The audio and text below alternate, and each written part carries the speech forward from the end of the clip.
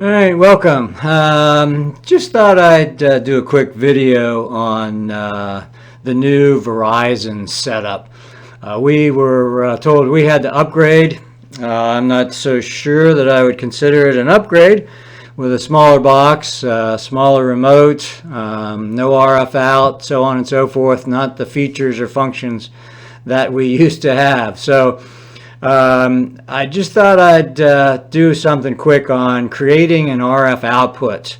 That was one of the things that I missed most because the older Motorola boxes used to have an RF output. So you could basically mirror your TV or your TV screen to other sets in the house via coax cable. I have coax cable through my house, and I'm able to basically mirror what's on my main TV onto any other TV sets. So I was on the lookout. I figured there's got to be a way to do this. So this is the way I did it. There's certainly other ways, but what you need and what I got was just from Amazon. This is a fairly cheap one. You can get really expensive ones. This is an RF modulator with an HDMI coax adapter. And what this does is this will put out then your RF signal on a coax cable, basically showing it up on channel 3. Pretty much like the older Motorola Verizon boxes did. And so now you can use this box, and you can see it's pretty cheap. It was $39. So it's not an expensive one, but it seems to work pretty well. Now the other thing you need is an HDMI splitter. This is also one I got off of Amazon. You can see, again, not very expensive. So this whole thing is basically, this whole setup is about 50 bucks if you want to do it. So let's take a look at the box itself. You can see there's a coax output, there's a battery supply, and an HDMI input. You get this little remote control with it, little cheap remote control that basically you really won't need to use once you have everything all set up. This box will put out channel 3, basically an RF signal on channel 3 to a coax cable. All right, from an HDMI input, which is basically what you need from your box itself. So here's the back of the box. I took this off a video, and that's why this play signal is here. But basically here you have your 5-volt input. The unit comes with a power adapter. You plug it in. Here's your 5-volt supply. And then here's your RF output, basically channel 3. It's going to be RF to channel 3. So any TV or monitor that you hook up to this coax to mirror your TV is going to need to be set to channel 3. And then here is your HDMI input to this box. Okay, pretty simple setup. So here we are. This is going to be, again, your RF out to your coax. This input here, this from your splitter, this is your RF modulator input here. And this input is basically to your TV, your HDMI TV. This is going to go to your standard box, your Verizon box. So this is basically going to go to the output on the Verizon box, where it used to go direct to your TV. Now you're hooking your splitter up to your box, comes to the splitter, goes out to the TV so that isn't changed at all, and then this goes to your RF out so that you can supply it to any other TV in the house, basically mirroring your setup. Now, sorry for the confusion here. I should have done some better pictures, but hopefully you get what I'm doing here. This is your single supply to the splitter itself. This is your new Verizon box right here, just a small box. So this is a small box right here. By the way, while we're looking about, this is your USB connection here that you can hook up an IR box also for an additional remote. I'll talk about that at the end of the video. So here's the output to the splitter. This would normally go out to your TV, your normal TV, but here what we're doing is disconnecting that cable, hooking up our splitter. So here you can see, here's our splitter going to the box right here, this line here. Okay, this is our cable going into, this is actually going into my, my DVR box. Here's our RF converter, and then this line here you can see wraps around. It's a little bit longer cable, but this is the cable that I'm using to go from the splitter to the RF converter. And then this line here coming out of the splitter goes out to your TV set. The one that used to come from your box now comes from the splitter itself. All right, so here's the splitter, and this cable is not supplied. You'll have to have an additional HDMI cable, and I would suggest a short one. I just happen to have a long one, so I used what I had. All right, so that's the hookup. This is the box, and basically when you power up this box, this RF modulator box, you'll get a red LED, and that's basically showing you that you've got power supplied.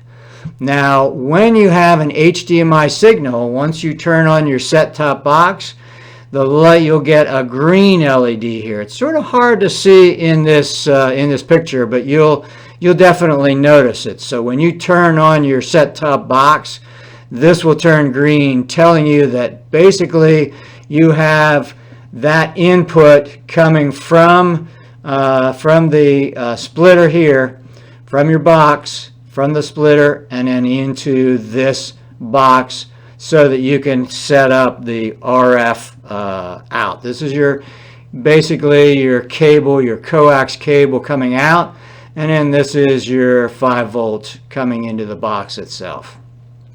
All right, so watch for that green light. If for some reason you don't have a green light, for some reason you're not getting your HDMI output, and you're not going to be sending out an RF signal to the box itself. So once you have everything all set up, now you are going to need this little remote. And basically what you want to do is you want to press this button, this SYS button, until you get a clear picture on your screen. There's a couple of different outputs that RF converter will put out. It puts out different PAL signals, but it puts out also the NTSC, which is what you want for your TV setup. So just push this button until you get a clear screen. And then what you're going to do is you're going to use this menu button. Push the menu button and you'll get a menu on your screen like this. And it will have the horizontal size, the vertical size, brightness, contrast, so on and so forth. Here you can see you're also on the NTSC, which is what you need for our typical TV sets. So what you want to do then is you want to select your horizontal size, your vertical size, and make it fit your screen. Once you have this set up, then you really don't need to, it'll be set and it'll always be set up in the RF converter. So you only really need to set it up once.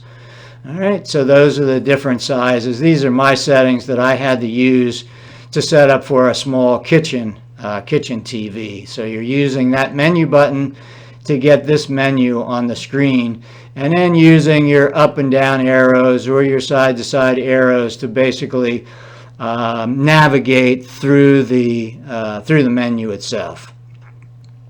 All right, and this is, sorry for the picture on the screen, but this just happens to be what was on my kitchen screen. I was signaling or sending ion from my converter or my set-top box to my kitchen screen, and you can see it's a pretty good picture. You know, it's RF.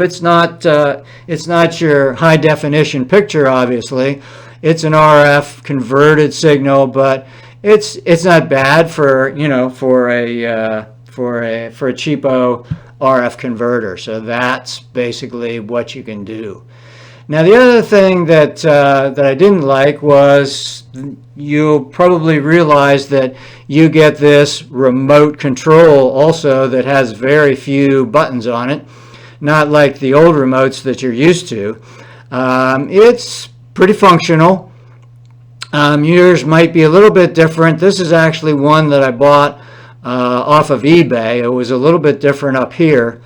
But this one will also work. But the problem with the remotes are, the good thing is they're Bluetooth, so you don't have to point it to the set-top box to make it activate. The bad thing is you can only have one or set up one Bluetooth remote. It won't allow you to set up two Bluetooth remotes. So we're used to having two remotes. We like to have two remotes. Some of the remotes will work with the set-top box. Mine started to work with the set-top box, and then all of a sudden it stopped working. And I'm not sure why. So what I did was, Verizon sells this IR adapter for your Vios TV setup.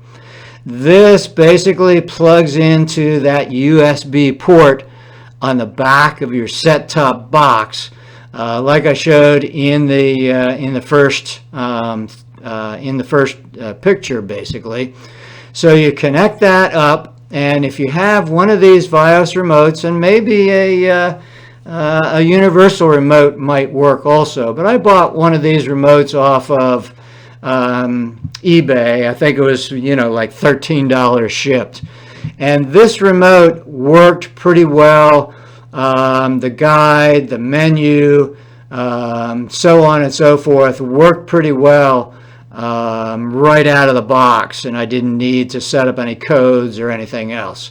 So that gave us an additional remote control. All right, so that gives you a little bit of an idea what you can do to add your RF out if you still wanted to use that. Some people never used it, but I used it all the time. And also, if you wanted to add an IRF remote, this does work pretty good. You can see it was pretty cheap. I think shipping was about, all total shipping, with shipping, it was like $20 or something like that. Came in about 2 days. There was no instructions with it, but it just hooks up to your USB on the back of the set-top box right here, it tells you. All right, hope that helps you. Take it easy. Have a good day.